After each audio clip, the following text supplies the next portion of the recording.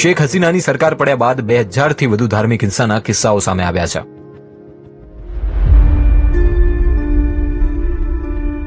2025માં 522 ઘટનાઓ અને 66 મોત થયા. 95 ધાર્મિક સ્થળો પર હુમલા થયા. 2026માં सांप्रदायिक हिंसाના 42 केस नोंधाया. बांग्लादेश की राजधानी ढाका का नाम पड़ा है ढाकेश्वरी मंदिर से और उसी ढाकेश्वरी मंदिर में हम मौजूद हैं. हाल के दिनों में बांग्लादेश से हिंदुओं के दमन, उत्पीड़न और हत्या की खबरें आई हैं.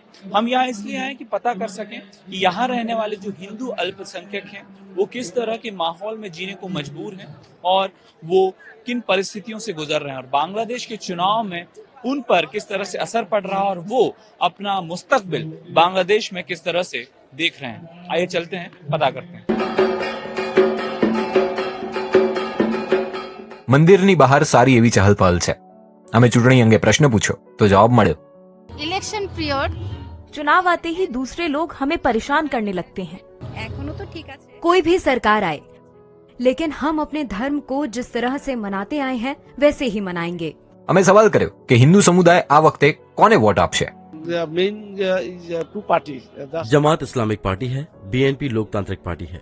ज्यादातर हिंदू बीएनपी को सपोर्ट करेंगे. दूसरी बात, अगर भारत से रिश्ते खराब हो जाएंगे तो हमारे लिए दिक्कत हो जाएगी. હિન્દુ બૌદ્ધ ક્રિશ્ચિયન યુનિટી કાઉન્સિલ લઘુમતીઓનું સંગઠન છે. અમે તેના જનરલ સેક્રેટરી સાથે વાત કરી. हमें